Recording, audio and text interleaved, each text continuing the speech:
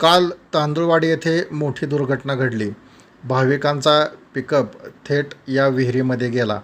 हाच तो पंढरपूर तांदुळवाडी आणि इकडं म्हसवड रोड आहे. आणि आपण पाहतो की याच दिशेने हा पिकअप आला होता आणि याच ठिकाणाहून बरोबर इथं जी विहीर आहे, अगदी रस्त्याच्या कडेला ही विहीर आहे. पंढरपूरच्या दिशेला जाताना डाव्या बाजूला असणारी ह्या विहिरीमध्ये हा 14 जण जे देवदर्शनासाठी गोंदवले आणि त्यानंतर म्हसवड श्री सिद्धनाथाचे दर्शन करून रविवारी सायंकाळी 4च्या दरम्यान आपल्या घरी पंढरपूरच्या दिशेने येत असताना ह्याच विहिरीमध्ये पडून इथं 8 जणांचा मृत्यू झाला. आणि या विहिरीचे मालक आपल्यासोबत आहेत.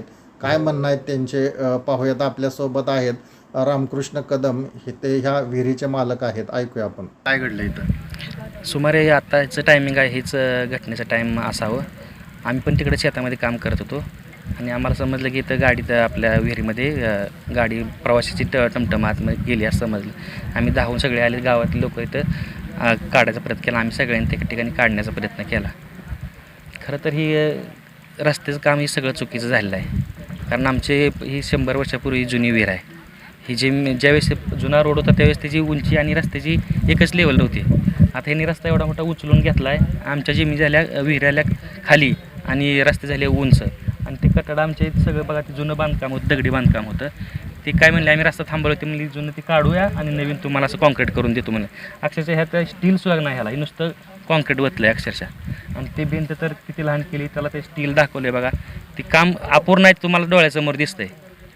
ते अपूर्ण काम असल्यामुळे केवळ ही दुर्घटना घडलेली आहे. मला एक आता तुम्ही एवढं सांगताय, साधारण दोन्ही साईडला किती रुंदी आहे या रोडची?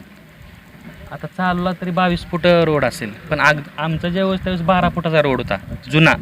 जुना डांबरी रोड होता, 12 फुटाचा होता. त्यावेळेस विहिरीतलं आणि रस्त्यातलं अंतर खूप होतं. आता त्यांनी भूसंपादन न करता ते रस्त्या विहिरीपर्यंत रस्ता आणला. लोकांना काय वाटतंय की भूसंपादन झालं नाही. कुठं झाले तर आमच्या विहिरीत भूसंपादन व्हायला पाहिजे, झालंच नाही भूसंपादन. तशा प्रकारे आम्ही त्या कलेक्टरला पण पत्र दिले होते, भूसंपादन केल्याशिवाय रस्ते करू नका, पण त्याची दखल घेतली नाही. बांधकाम विभाग अकलूजला पण आम्ही 2017 पत्र दिलं आहे, त्याची पण काय दखल घेतली नाही. लोकांना वाटतं की विहीर रस्त्याकडला परवानगी का दिली, पण मुळात आमच्या विहिरी जुन्या आहेत त्या. तुमचा रस्ता इकडं आला आहे हे लक्षात येत नाही. शेतकऱ्यांची विहीर तुम्ही परवानगी कशी दिली पाडाय? अरे खोदलंय आमच्या पूर्वजांनी कधी, रस्ता तुम्ही उचलून आता घ्यायला लागलाय. ह्याचं पण कुठं तर बघायला पाहिजे ना. शेतकऱ्याकडेच बोट कसं करता तुम्ही की शेतकऱ्यांची विहीर एवढ्या जवळ, रस्त्याकडं नाही, रस्ता विहिरीकडं आणलाय तुम्ही.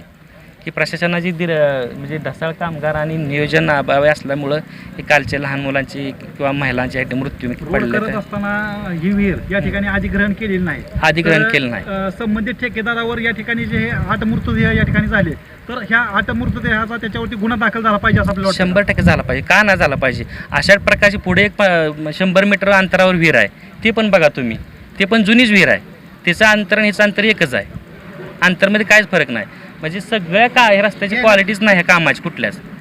पुढं पूल बांधलाय, त्या पुलाला प्रत्येक महिन्याला असे खोडगे पडत आहेत. थोडासा पॅच मारायला तुम्हाला आता दिसेल, थोडासा पॅच मारला आणि तो पुलाच्या खालून जर बघितलं तर ते कधी पडेल सांगता येत नाही. दुर्घटना घडल्यावरती तर आता हे महाराष्ट्र शासनाची लोक काहीतरी करायचं म्हणून करतात. काय 100% बघा. आता तुम्हाला ही आता ही बॅरिकेड लावायला लागले, काय करायला काट्याचं ही फक्त आता तुम्ही लोक येताय, ही लोकांना भावना तीव्र आहे त्या ह्या गोष्टी पाहिजे सगळं चालू आहे. बाकी काय सोय नाही, काय नाही. 4 दिवसांनी सगळं शांत होईल. पण ती जी लहान बालकं केलं त्यांना आयुष्यभर त्यांच्या आई वडिलांना किती दुःख होईल. काय व्हायला पाहिजे तुम्हाला सगळ्यांना वाटतंय दादा? परमनंटसाठी ही जी कठडे उंच करायला पाहिजेत, पूर्ण उंच करायला पाहिजेत. आणि दिशादर्शक फलक नाही रस्त्यावर. कुठं कॉर्नर तुम्ही इथून तुम्ही कुठं कॉर्नर आहे असं दिशा नाही, किंवा शाळा आहेत मुलांच्या तशी तर शाळा आहे असं बोर्ड नाही. कुठल्याही प्रकारच्या ह्या रस्त्याला शिस्त नावाची काय प्रकारच नाही, स्पीड ब्रेकर नाही. मी घटना घडल्यावरती हे सगळ्या गोष्टी तयार होत आहेत. आता या तांदवाडी गावातनं तुमच्या या पॉईंटला येत असताना सामान्य नागरिकांमध्ये या ठिकाणी चर्चा आहेत की संबंधित ठेकेदार आणि या ठिकाणचे काही शेतकरी आहेत यांच्यामध्ये संगनमत झालेलं आहे, असं काय झालंय का या ठिकाणी? ठेकेदार आणि शेतकरी जेणेकरून रोड हा बाबा समजा पलीकडल्या साईडला घ्यायचा, तो रोड अलीकडे पाहिजे होता, असं काय झालेलं आहे? सर्वे करताना ते सरकार त्यांनी बघायला पाहिजे होतं कुठे येतोय बाबा. ऍक्च्युली त्यांचं तुमचं भूसंपादन किती करावं लागतंय, तुम्हाला किती रस्ता करायचा आहे, कुणाचं काय जातं हे तुम्ही ठरवून करायला पाहिजे ना सगळं. शेतकऱ्याला काय माहिती आहे रस्ता कुठनं का जाणार आहे ती? शेतकऱ्याला नंतर समजतं की हा रस्ता इथनं गेला म्हणून आपली विहीर जाणार आहे, आपलं घर जाणार आहे. तुम्ही आता शक्तीपीठ महामार्ग बघता, पुन्हा शेतकऱ्याला काही समजत नाही काय जाणार आहे म्हणून. हे सगळं शासनावरती सगळं प्लॅन असतो तयार, त्यांच्यानुसार सगळं होतं. हे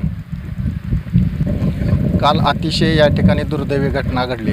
8 मृत्यू या विहिरीमध्ये घडले आणि त्या विहिरीचे मालकसुद्धा आपल्याबरोबर होते, रामकृष्ण कदम. त्यांनी अतिशय त्यांचा जो मुद्दा होता, ज्यावेळेला हे अधिग्रहण झालं त्यावेळेलाच ते व्यवस्थित झालं नाही, किंवा ही विहीर जी आहे ती पारंपरिक त्यांच्या कुटुंबाची आहे आणि शासनाने वेळीच दखल घेतली नाही. त्यांनी संबंधित विभागाला अनेक पत्रव्यवहार केले, त्यांच्या निदर्शनाखाली आणून दिलं. पण इथं पाहिलं तांदुळवाडीपासून इकडं पंढरपूर रोडच्या दिशेनं जर आपण पाहिलं, कुठंही त्या ठिकाणी बाळवणीपर्यंत जर पाहिलं तर कुठेही सावधानतेचे किंवा सूचना फलक नाही आहेत, बोर्ड नाही आहेत, किंवा बऱ्याचशा अशा गोष्टी ज्या इथं करणं आवश्यक आहे जेणेकरून अशा प्रकारचे अपघात पूर्ण थांबले पाहिजेत, तर ते इथं झालेलं नाही. ना आपण पाठीमागे इथं पाहिलं की तात्पुरती अगदी वेळू लावून इथं डागडुजी चालू आहे. म्हणजे हे महाराष्ट्र शासनाने किंवा संबंधित विभागानं याची वेळीच दखल घेतली पाहिजे आणि इथं परमनंट सोल्युशन काढलं पाहिजे, जेणेकरून या ठिकाणी परत अशा प्रकारची दुर्घटना होऊ नये. दत्ता नाईक नवरे, द डेली लाईफ, तांदुळवाडी.